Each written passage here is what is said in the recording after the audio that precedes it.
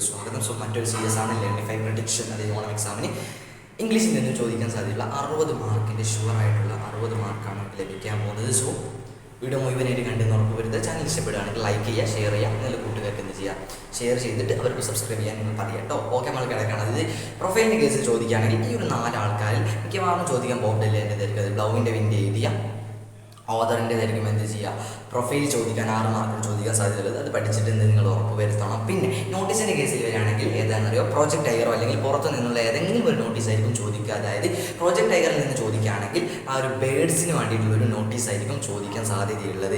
So അടുത്ത കേസിൽ വരികയാണെങ്കിൽ നാരേറ്റീവാണ്. ഓക്കെ, നാരേറ്റീവിൻ്റെ കേസിൽ വരികയാണെങ്കിൽ അഡ്വഞ്ചർ ഇൻ ബാനിയൻ ട്രീയിലെ ഫൈറ്റിംഗ് സീൻ, അതായത് കോബ്ര വേഴ്സസ് മംഗൂസിൻ്റെ ഫൈറ്റിംഗ് സീനായിരിക്കും 7 മാർക്കിന് ചോദിക്കുക. പഠിച്ചിട്ടുണ്ടെന്ന് ഉറപ്പ് വരുത്തുക. പിന്നെ അതേപോലെ ലെറ്ററിൻ്റെ കേസിൽ ചോദിക്കുകയാണെങ്കിൽ അഡ്വഞ്ചറിൻ്റെ ബാനിയൻ ട്രീയോ പ്രോജക്റ്റ് ടൈഗറോ സ്നേക്ക് എന്ന് പറയുന്നത് ലെറ്ററോടെ മിക്കവാറും ചോദിക്കുക അഡ്വഞ്ചറിൻ്റെ ബാനിയൻ ട്രീ അല്ലെങ്കിൽ പ്രോജക്റ്റ് ടൈഗറോ. ലെറ്റർ ആരൊക്കെ തമ്മിൽ, പ്രോജക്റ്റ് ടൈഗറിൽ ആരൊക്കെ തമ്മിലായിരിക്കും, അതായത് സത്യജിത് റായും ആൻഡ് ഭാരത് സർക്കസിലെ മാനേജറും തമ്മിലുള്ള ഒരു ലെറ്റർ ആയിരിക്കും ഇവിടെ ചോദിക്കാം.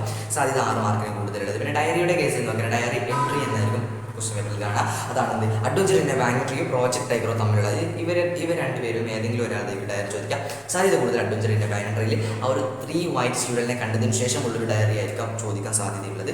പിന്നെ ഓക്കെ, പിന്നെ 7th, അതായത് റിവ്യൂ ക്വസ്റ്റ്യൻ ചോദിക്കുകയാണെങ്കിൽ the snake and the mirror എന്നിവയിൽ നിന്നുമുള്ള ഒരു അടിപൊളിയായിട്ടുള്ള ഒരു റിവ്യൂ ആയിരിക്കും ചോദിക്കാം. ഓക്കെ, അത് ഹോമിയോപാത്തിൻ്റെ റിവ്യൂ ആയിരിക്കും ചോദിക്കാൻ സാധ്യത കൂടുതലുള്ളത്. പിന്നെ ക്യാരക്ടർ സ്കെച്ചിൻ്റെ കേസിൽ വരികയാണെങ്കിൽ ഹോമിയോപാത്ത് ആൻഡ് സത്യജിത് റായുടെ തമ്മിലുള്ള ഏതെങ്കിലും ഒരു ഇത് തമ്മിൽ മിക്കവാറും സാധ്യത കൂടുതൽ ഹോമിയോപാത്തിൻ്റെ ക്യാരക്ടർ സ്കെച്ച് ആയിരിക്കും കൂടുതലായിട്ട് കാണാൻ സാധ്യത കൂടുതലുള്ളത്. പിന്നെ അപ്രിസിയേഷൻ്റെ കേസിൽ വരികയാണെങ്കിൽ ലൈൻസ് റിട്ടൺ ഏർലി സ്പ്രിംഗ് എന്ന ചാപ്റ്ററിൽ നിന്നും ആയിരിക്കും അപ്രിസിയേഷൻ ചോദിക്കുക. ബ്ലൗവിൻ്റെ വേണ്ടി നമുക്ക് ജസ്റ്റ് ഒന്ന് അറിഞ്ഞിരിക്കുക, ഏതെങ്കിലും ചിലപ്പോൾ മാറിയാലോ ഈ 2 ഏതെങ്കിലും ഒന്നായിരിക്കും അപ്രിസിയേഷൻ ഷുവറായിട്ട് ചോദിക്കുക. കോൺവെർസേഷൻ ചോദിക്കുകയാണ്. നിങ്ങൾ നമ്മൾ 2024-25 ക്വസ്റ്റ്യൻ പേപ്പറിലെ 5 മാർക്കിന് സത്യജിത് റായ് ആൻഡ് മാനേജർ തമ്മിലുള്ള ഒരു കോൺവെർസേഷൻ ആയിരിക്കും കാണുക. ഇല്ലെങ്കിൽ ഏതെങ്കിലും ഇൻ്റർവ്യൂ ക്വസ്റ്റ്യനോ അല്ലെങ്കിൽ 6 മാർക്കിൻ്റെ ക്വസ്റ്റ്യനോ ഒക്കെ ആയിരിക്കും 6 ക്വസ്റ്റ്യനോ ഒക്കെ ആയിരിക്കും ചോദിക്കുക. പിന്നെ റൈറ്റപ്പോ അല്ലെങ്കിൽ പാരഗ്രാഫോ ചോദിക്കുകയാണെങ്കിൽ my sister Shura Ali and family തമ്മിലുള്ള ഒരു അടിപൊളിയായിട്ടുള്ള ഒരു റൈറ്റപ്പോ അല്ലെങ്കിൽ പാരഗ്രാഫോ ആയിരിക്കും ചോദിക്കുക.